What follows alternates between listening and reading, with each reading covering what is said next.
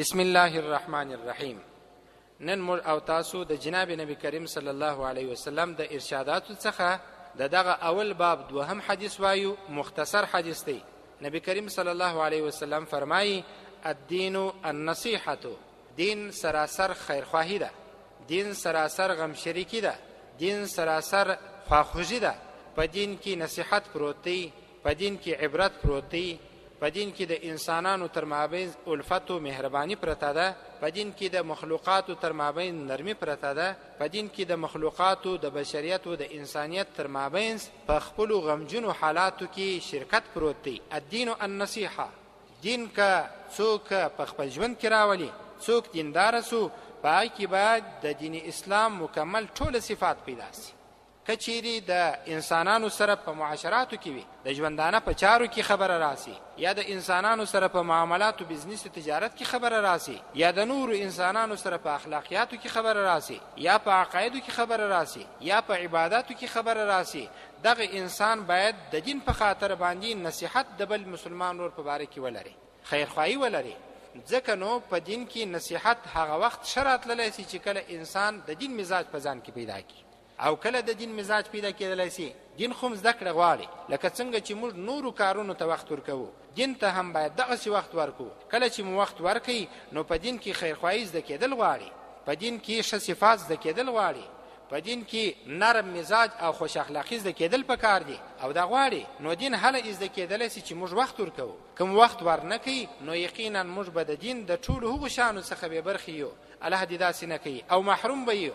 خدای نه کرده کمی برخی یا کم شیان چې په دین کې زموږ او ستاسو د ژوند لپاره ضروري او اړین وه. الدین النصیحة.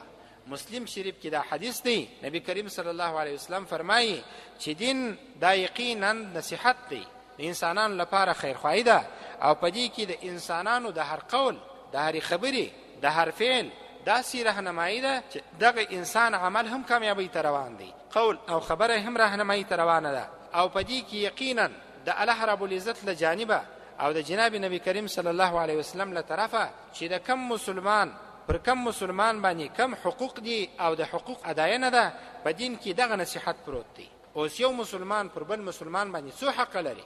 5 یا 6 حق لري. ناجوړه سو عیادت و پوښتنې ته یې ورسه، وفات سو جنازې و دفن و شخېدو ته یې ورسه، او چې کله بیا دغه انسان در څخه ورک سو، ستا سترګو څخه غایب سو، د هغه تلاش و پلټنه وکړه. دا د انسان حقونه دي پر بل انسان باندې. د یو مسلمان حق پر بل مسلمان باندې 6 یا 5 شیان جوړیږي.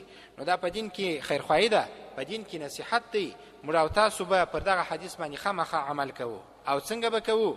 داسې به کوو چې کله د مسلمان په باره کې یو څه د غم حالات مو واورېدل، او یو څه د غم په باره کې د خبرې راورسېدلې، موږ باید د ده سره په غم باندې غمجن سو.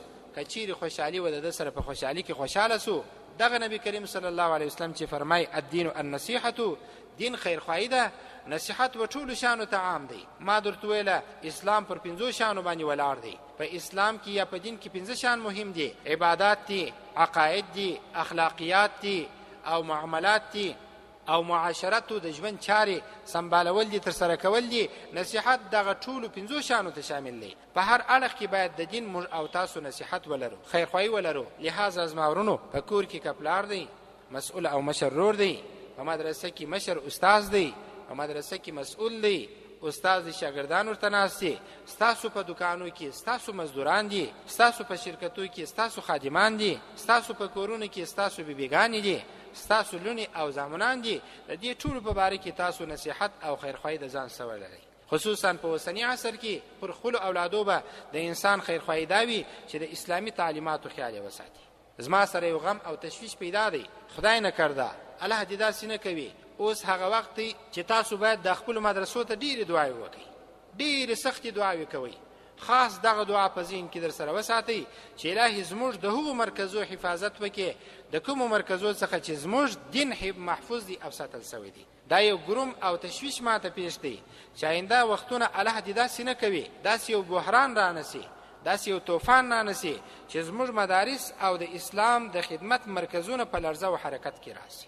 او زموږ هغه کسان چې موږ ته خدمت کوي، زموږ علما دي، موږ د هغوی په لار باندې پسې خدای نه کرده هغوی ته یو ضربه و ګزار رانسي. دا دعاګانې در سره کوي. نو په اوسني عصر کې ستاسو به د دین لپاره په دین کې یوه خیرخواهي دا وي او د خپلو علماو د خپلو مدرسو د ځانو سره به مو احسان دا وي، پر خپله ټولنه به مو پیرزوینه خیرخواهي دا وي. تاسو خپل اولادونه یو ځای نه یو ځای په یو اسلامي او دیني اداره کې داخل کړئ، مرکز کې داخل کړئ. دا بحرانونو طوفانونه ورځ تر بلې زیاتېږي. موږ او تاسو باید بیدار او حساس یو. الله رب العزت دې د عمل کولو توفیق را نصیب. ربنا ظلمنا أنفسنا وإن لم تغفر لنا وترحمنا لنكونن من الخاسرين. لا إله إلا أنت سبحانك فقنا عذاب النار. وصلى الله تعالى على خير خلق.